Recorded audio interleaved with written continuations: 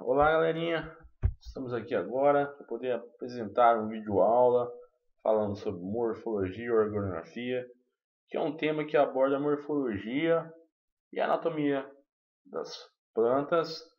Vamos falar principalmente do tópico flores e inflorescência, ou seja, vamos falar da morfologia e anatomia da flor e inflorescência, ok? Vamos então que apenas as angiospermas, as classes de plantas superiores que possuem esses tipos de constituições. Nada mais com uma folha modificada que tem uma função de reprodução, algo chamativo, a vantagem evolutiva para esse grupo de plantas. Aqui estão alguns exemplos de flor. No entanto, ela não trabalha sozinha. Essa evolução constituiu por âmbitos através de se reproduzir através de alguns mecanismos. A polinização por insetos, pelo vento, pela chuva, são tipos de eventos que ela associa com essa evolução para poder utilizar desses mecanismos para que ocorra a polinização e a reprodução da espécie. Aqui estamos no exemplo de um beija-flor e de uma planta, onde ele consegue pegar o néctar e pegando o néctar, o grão de pólen é capturado pelo seu bico, ele pode polinizar outras plantas. Vamos ver as estruturas reprodutivas masculinas e femininas e entender esse passo a passo. Uma outra fotinha para deixar bem animado, porque são um vídeo aula bem extenso. Aqui está uma planta masculina e uma feminina, aonde que intermedia essa reprodução é esse insetinho aqui, uma abelha, que ela pega o grão de pólen da planta masculina e insere no órgão feminino da planta feminina. Ok? Importância. Qual que é a importância? Deixa eu passar para o meu amigo Gregório, que ele sabe falar mais da importância das flores. Às vezes pensamos que plantas são feitas somente, às vezes para enfeitar. Podemos utilizar suas flores somente para colocar às vezes no casamento ou colocar em cima da mesa da nossa cozinha. Mas as plantas vão muito mais além. Grandes estudos já estão apontando que muitas flores têm alto poder medicinal, compostos como antioxidantes. Nós temos como exemplo a planta hibisco, típica do cerrado, que além de ser diurética, ela também pode ser anti-inflamatória. Então, as plantas estão ganhando cada vez mais espaço dentro da ciência. E principalmente as flores agora, que estão sendo bastante agora investigadas, bastante estudadas, podem estar nos apresentando tantas outras coisas que às vezes, principalmente a biomedicina, é desconhecida. Então também a gente pode vir para o lado alimentício, porque as flores também podem ser consumidas como forma de alimento. E também a gente não pode esquecer do ornamental, que de certa forma ainda agrada muitas pessoas e movimenta muito dinheiro dentro do mercado. É isso aí, Gregório. A gente pode ver, por exemplo, aqui do nosso lado direito, nós podemos ver uma ornamentação com algumas flores que chamam bastante atenção pela sua cor. E também do lado esquerdo nós vemos algumas flores que vão para as lojas para serem vendidas, como ornamentação também. Aqui nós podemos esquecer da constituição de uma flor. Podemos ver logo abaixo ali, no começo da figura, na parte inferior, o pedúnculo. O pedúnculo logo acima vai estar tendo o receptáculo, onde vão estar inseridas as sépalas e as pétalas, que estão envolvendo o nosso carpelo. E é lá no carpelo que nós iremos encontrar o ovário, o estilete e o estigma.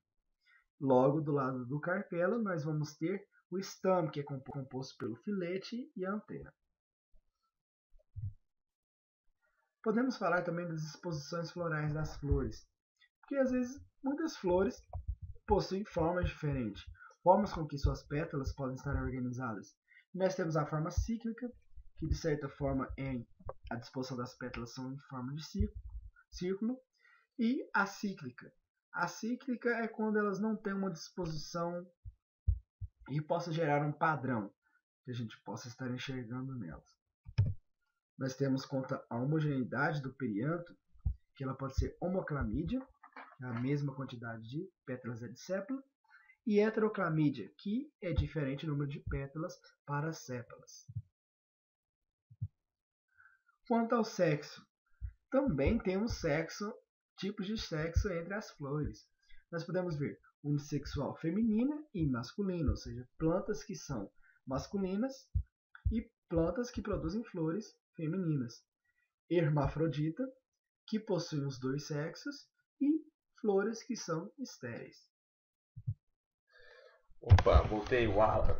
Pessoal, lembrando que a aula de hoje é a constituição morfológica. O que nós vamos falar aqui são estruturas que especialistas, geralmente pessoas da área, usam para identificar espécies diferentes. Por que desses nomes difíceis? Por que dessas constituições de sépalas, pétalas, são ciclas ou aciclas? A questão é, qual que é a diferença de uma espécie para outra? É o que nós vamos ver agora. São padrões que apenas algumas espécies têm esses padrões. Só existem algumas espécies, então vamos abordar esses padrões aqui para um eventual estudante de biologia ou até de nível médio possa conhecer tais padrões. Lembrando que o sexo, que foi acabado dito pelo meu amigo Gregório, é muito importante. Outra pergunta, como a planta que é estéril se reproduz? Por reprodução assexuada, propágo, ou quando tira uma muda dela, um pedacinho, um fragmento, ela consegue se reproduzir assexuadamente. Aqui agora nós estamos, vamos ver a disposição do perianto. O que é o perianto? É um conjunto das folhas estéreis, peças florais que constituem um invólucro da flor, ou seja, rodeiam os órgãos sexuais. Os órgãos sexuais que ele acabou de falar anterior, que são aqui essas constituições do meio da planta aqui, que são o gineceu e o androceu. O gineceu, órgão feminino, a gente vai abordar mais na frente. Androceu, órgão masculino, a gente vai abordar mais na frente também suas constituições morfológicas. Quanto ao perianto, é o que está em volta desses órgãos, ou seja, as peças florais, o conjunto das folhas estéreis, das peças florais, que não tem nenhuma atividade diretamente reprodutiva, porque são folhas estéreis. As folhas que são férteis, no caso, que podem produzir alguma prole, entre aspas, prole, é no caso o gineceu e o androceu, que são as partes reprodutivas. Sendo o perianto, as peças florais, classificada como trímera, ou seja, de 3, 1, 2, 3, sendo que isso aqui são as pétalas, 1, 2, 3, é trímera, porque as de baixo são sépalas. E sendo tetâmeras, são 4, 1, 2, 3, 4. Isso aqui não é uma pétala, é uma sepaloide. É como se fosse uma pétala modificada. Só classificamos aqui as pétalas, ou seja, 4 sendo tetâmera, ok? Gamosépala. O que é gamosépala? O que é essa constituição da morfologia de uma planta, de uma flor? Gamosépala nada mais é que são sépalas que são fundidas, ou seja, não tem uma divisão visível, ou seja, essas sépalas são fundidas totalmente. E isso tem o nome de gamosépala. Dilesépala é o contrário de gamosépala. Lembra que as sépalas eram fundidas entre si, agora não são mais fundidas, são separadas. E a dilasépalas mostra muito bem nessa figurinha aqui que todas as sépalas aqui são bem separadinhas uma das outras. Isso dá seu nome de dialisépala. Acrescente, o que é isso, Aleph? Acrescente, que coisa que é essa? Acrescente as partes da flor, exceto o ovário, que continuarão a crescer após a fecundação, ou seja, após ocorrer a fecundação, as partes dos vegetais das flores que continuam, do órgão feminino, continua a crescer após a fecundação, é chamado de partes acrescentes. É o que ocorreu aqui na figurinha. Houve a fecundação, mas as partes florais continuam a crescer. Actinomorfo ou radial. Isso aqui é contra a simetria dessa peça floral. Quando eu falo de simetria, é de cortes, de planos. Quando ela é considerada actinomorfo ou radial, há vários planos de simetria, isto é, pode-se cortar de várias maneiras e obter lados exatamente iguais. Se eu cortar ela ao meio aqui, como está essa seta aqui, eu vou ter duas partes iguais. Se eu cortar nesse plano, eu vou ter duas partes iguais e assim por diante. Então ela tem vários planos de simetria. Isso é chamado de radial ou actinomorfo. Zigomorfo ou bilateral. Você vai pela palavra bilateral. Bi vem de 2. Se eu cortar ela ao meio aqui, ao meio essa planta, eu vou ter 2 segmentos bilaterais. 2 simetrias iguais apenas. São só 2 simetrias que ela podem apresentar. Então é um nome chamado de bilateral. Morfologia bilateral. Desculpem. Assimétrica. O que é uma flor assimétrica? Que não tem simetria, ou seja, qualquer plano que eu for fazer nessa planta, aqui nessa flor, ela não apresentará nenhuma simetria, porque suas peças florais são todas diferentes morfologicamente uma da outra. Trímera ou tetâmera, pentâmera, o que é isso, Alan? Nós estamos falando de peças florais ainda. É constituição de número de pétalas. Nós acabamos de falar agora, trímeras de 3. Só as de cima são pétalas, de baixo são sépalas. Tetâmera, 1, 2, 3, 4. 4 pétalas. Pentâmeras, 1, 2, 3, 4, 5 pétalas. Actinomorfa, só para a gente lembrar e não esquecer disso. Actinomorfa, simetria, quando tem uma simetria que vários cortes sendo feitos, várias secções, várias simetrias apresentam uma planta. Zigomorfa ou bilateral, apenas 2 simetrias. Assimétrica não tem simetria. Qualquer corte for feito, não apresentar nenhuma simetria, ou seja, nenhum lado igual ao outro. Vamos ver agora as partes reprodutivas, os órgãos reprodutivos de uma flor. Aqui nós temos observa essa palavra gineceu. Gineceu é o órgão feminino da planta, que é constituída por estigma, estilete e ovário. Esse conjunto de gineceu aqui, ele é uma parte bem interessante, que é o seguinte: o estigma é como se fosse a entrada para o grão de pólen, que o grão de pólen é como se fosse um espermatozoide para as plantas. É um pouco feia essa palavra, mas tem que associar um espermatozoide. Lógico que plantas não produzem espermatozoide, mas o grão de pólen é muito importante porque é o gameta masculino e ele é inserido através do estigma, entra pelo estilete e vai até o ovário e fecunda aquela flor para poder gerar uma semente e um fruto posteriormente.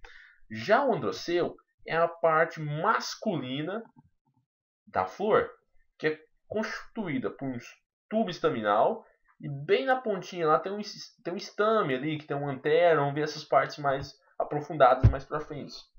E lembrando aqui, gineceu mais androceu formam uma flor. A flor tem tantas as duas partes, tanto o gineceu quanto o androceu.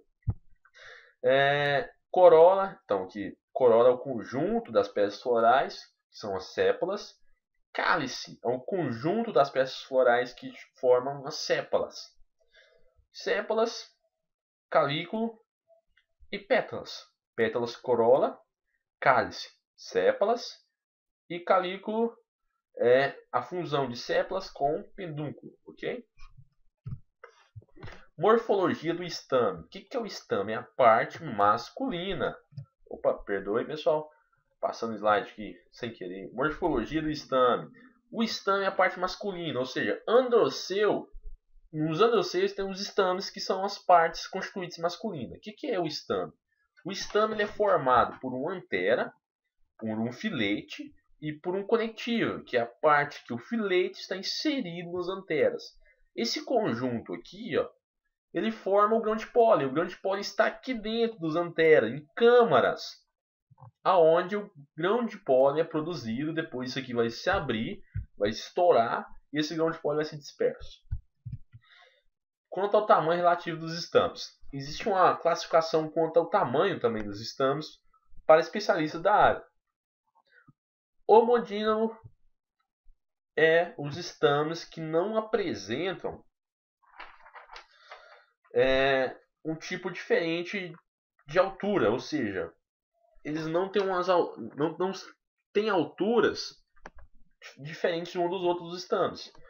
Já quando heterodímo, aparente diferentes tipos de altura entre os estames. Vocês podem observar nessa figurinha aqui. Esse estame aqui, que é o conjunto de antera e filete, ele é mais alto que esse. Ou seja, isso aqui é classificado como heterodímo. Homo não tem essa divergência de altura. Hétero, sim. Quanto também ao número e a altura de estames. De dínamos, são 4 estames. 4, 1, 2, 3, 4. Sendo 2 maiores e 2 menores. Então tem a classificação chamada de didínamo. Quando tem a classificação chamada de tetradínamo, é quando os estames são 6 estames, sendo 2 menores e 4 maiores. É uma classificação que não parece ter uma relevância assim, significativa. Mas por que eu tenho que saber disso? Porque apenas algumas espécies apresentam esse padrão divergente desse. Ou seja, apenas algumas espécies podem ter esse padrão e outras esse padrão. Então, para que espécie? Se eu for catalogar uma planta, para eu poder saber a espécie, eu tenho que chegar a esse ponto de classificação. No filete, ou seja, se ela apresentar tal tipo de estame, ela será de uma espécie tal. Ok? Quanto à soldadura dos estames, ou seja, a inserção desses estames. Esses estames, quando a soldadura deles, significa se eles estão longe do ângulo, estão fundidos ou não. Quanto de elistemo, está aqui a mesma figurinha antepassada, significa que eles estão livres uns dos outros, eles não estão conectados, estão dispersos. Já gamostemone ou adelfo é quando esses estames estão fundidos uns com os outros. Mas mesmo assim, às vezes tem alguns que estão livres aqui, como se pode ser. Não é a fusão completa dos estames, é parcial. Já sinandro ou sinfisandro é o mesmo que todos os estames fundidos, tanto nas anteras quanto nos filetes, como está presente nessa figurinha aqui, pessoal. Quanto à ramificação do filete. O filete apresenta essa estrutura toda amarela aqui, é formada apenas um filete. Aqui nós temos 1, 2, 3, 4, 5, 6 filetes aqui. Se esse filete é simples, significa que não tem nenhuma ramificação, é apenas em direção a apenas uma antera e não tem nenhuma ramificação, nenhuma projeção lateral, então é um filete simples. Já que ele ocorre várias projeções laterais, é um filete ramificado, como podem ver na figurinha ao lado aqui. Isso aqui é um filete ramificado, isso aqui nas extremidades são as anteras, ok?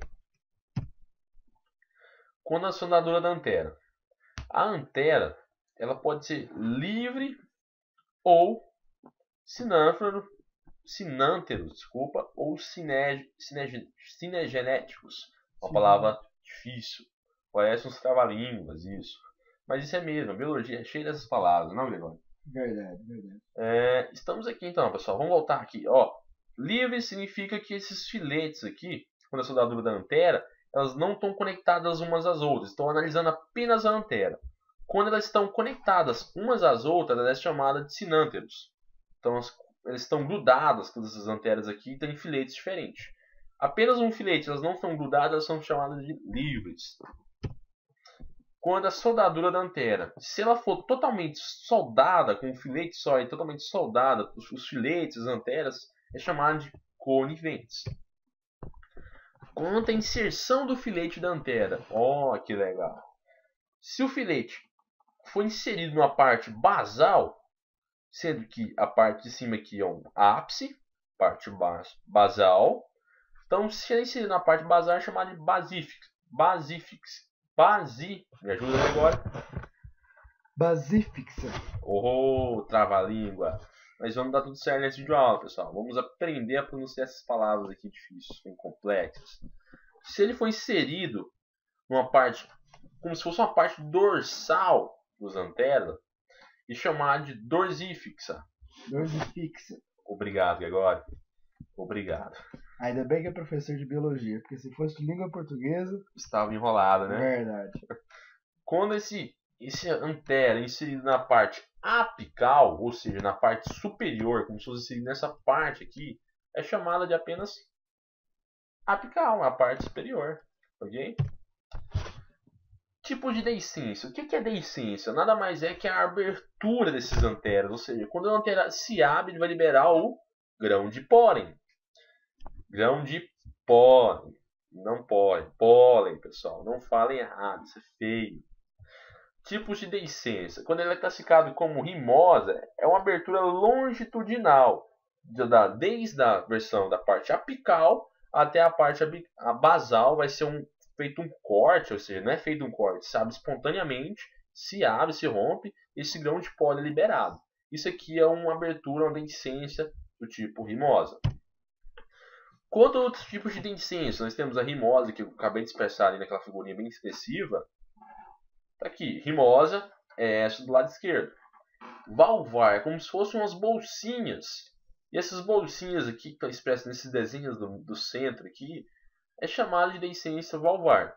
E logo à minha direita, quando a abertura é feita bem apical, essa abertura bem no ápice do antera, e o grão de pólen é liberado, é chamada de policida. Quanto ao número de tecas, ela pode ser monoteca. O que é teca? Teca é o antera. Ou seja, o antera por si só é chamado de tecas também. É um nome, um sinônimo. Monoteca, anteras. Isso aqui é uma antera de umbiscos, que nós vamos falar posteriormente do hibisco. Se ele é apenas uma antera, é apenas monoteca, uma teca. Se são dois anteras, são de 2 teca. Gineceu. O gineceu é o órgão feminino da planta. Ele tem essas partes constituintes aqui, sendo o estigma, o estilete e o ovário. E o receptáculo floral, onde estão inseridas as peças florais, que são as sépalas e as pétalas. Lembrando que o ovário, todas essas partes aqui, o gineceu, nada mais é com a modificação floral também, ou seja, uma flor, uma folha modificada, que dá geração a um órgão reprodutivo. O ovário é chamado de carpelo, que no carpelo é como se fosse uma flor que englobou um óvulo e forma o carpelo e o ovário. Estilete é uma projeção do ovário para cima, que tem no ápice o estigma, onde o grão de pólen cai aqui e desce até chegar ao óvulo e assim ocorre a fecundação. Existe uma classificação quanto à soldadura dos carpelos. O que é o carpelo? O carpelo é isso aqui, pessoal. Isso aqui que é um carpelo, ou seja, aqui tem o estigma, o estilete, me desculpe, e o carpelo. É esse ovário aqui. O conjunto, o nome do ovário também é dado a carpelo também, que é a parte que recobre o ovário. Se ele é apenas um, ele é chamado de simples. Se ele é vários ovários diferentes do mesmo receptáculo floral, é chamado de apocárpico. Se é um ovário que tem apenas um ovário e vários estiletes sendo projetados, com vários estigmas, eu chamo de ovário sincárpico, ok? Quanto à inserção do estilete, ele pode ser inserção terminal, ou seja, sem ser contato com o receptáculo floral, onde está inseridas as peças florais, ou pode ser classificado como ginobásico, ou seja, saindo da base do receptáculo floral. Se o estilete sair dessa base, ele é considerado chamado de ginobásico, sendo quando ele sai de uma extremidade mais posterior, ou seja, ele se projeta do ovário, é chamado de terminal. Estigma, aqui está uma fotinha bem expressiva do que é o estigma, que é apenas a parte receptora do grão de pólen. A parte que tem um contato com o grão de pólen, essas bolinhas aqui são grão de pólen, e vão identificar as partes constituintes, ou seja, se esse grão de pólen é da mesma espécie, e assim ele vai conseguir entrar no estilete e chegar até o óvulo. Estigma com grão de pólen, isso aqui que é o estigma de uma planta, de uma flor. Vou passar agora. Não, vamos continuar aqui. Se esse estigma é indiviso, essa classificação também é muito curiosa, porque eu posso ver se esse estigma é ramificado, porque ele vai ter apenas um estilete e uma ramificação. Se ele é ramificado, tem mais de um filete apenas com vários estigmas, ou seja, várias aberturas para receber o leite de pólen, é chamado de ramificado. Indivíduo ele tem apenas uma abertura e apenas também um estilete. Quanto à posição do ovário. A posição do ovário também é muito importante para a classificação para especialista da área. Essa constituição quanto à posição do ovário pode ser classificada em ovário hipógena, flor hipógena, ovário súpero. Significa que o ovário está acima da constituição, da inserção das peças florais. Está vendo que as peças florais estão inseridas aqui? Está acima. O gineceu, o órgão feminino, está acima. Então é chamado de ovário súpero. Quanto esse ovário está inserido na mesma secção, do mesmo corte, se eu fizer um corte transversal, observar que ele vai estar inserido na mesma secção que as partes florais, as partes constituídas de sépalas e pétalas, eu chamo de flor perígena ou ovário médio, porque bem na região mediana do ovário ele também está inserido a parte das seções das peças florais. Ovário ínfero significa que o ovário está abaixo da inserção das peças florais, então ele está abaixo do corte das peças florais. Aqui está inseridas as peças florais e aqui está o óvulo, o ovário, abaixo. Agora vamos entrar em fluorescência. Vou passar a palavra para o nosso amigo Gregório e eles vão ensinar um pouco de fluorescência. Bom, a inflorescência é como as flores podem estar se dispondo nas plantas. Então, são diversas formas com que as flores podem estar se apresentando nas plantas. Às vezes perto das folhas, às vezes somente em galhos que estão sem folhas, às vezes no término de galhos e por aí vai. Então a gente vai estar vendo um pouquinho sobre inflorescência agora. Nós possuímos aqui as flores axilares. As flores axilares são aquelas que nascem juntamente com o gomo das plantas. Elas nascem bem, vamos dizer assim, no pezinho lá da folha. Então, logo abaixo do pezinho da folha, nós vamos ter uma flor axilar.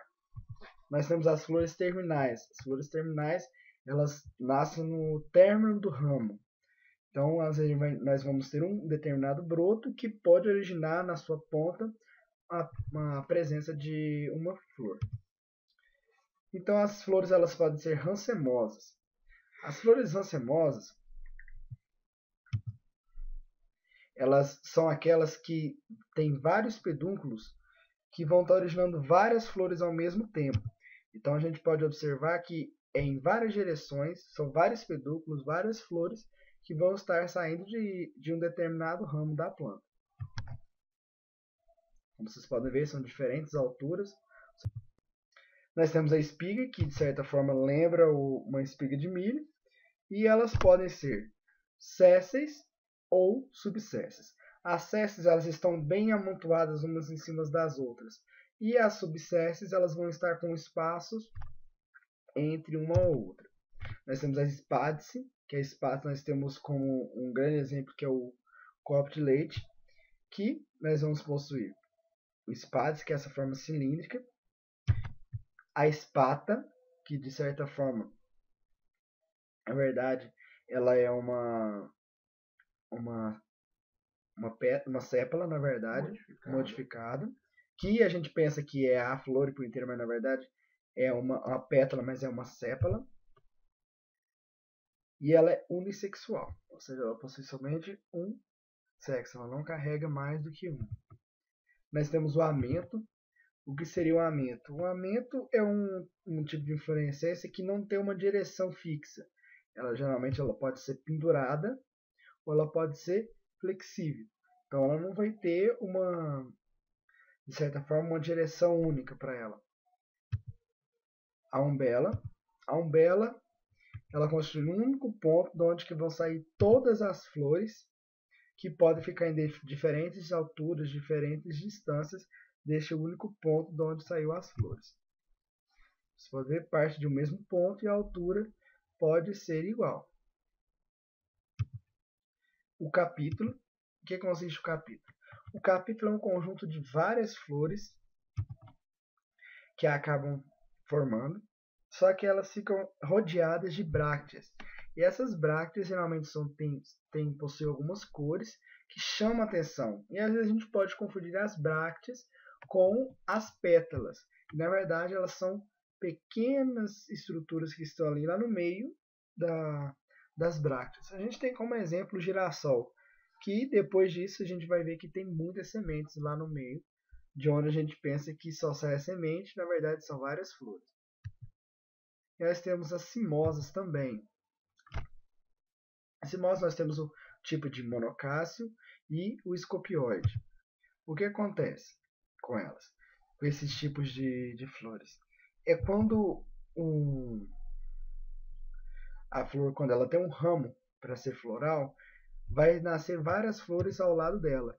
Então ela tem um eixo e desse mesmo eixo vai ter saindo vários tipos de flores. Nós temos o monocácio helicoide também, que no caso os eixos florais são alternados. Ou seja, nós temos de um lado uma flor, ela vai se alternar do outro lado com outra flor e consequentemente do outro lado com outra e assim sucessivamente.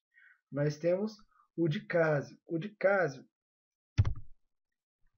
ele consiste num ramo floral que vai estar nascendo, e desse ramo floral vão estar nascendo outros ramos que vão originar as flores posteriormente de um único ramo floral. Nós temos o pleocásio, e o pleocásio ele vai ser um eixo principal, de onde vai estar saindo várias e várias flores.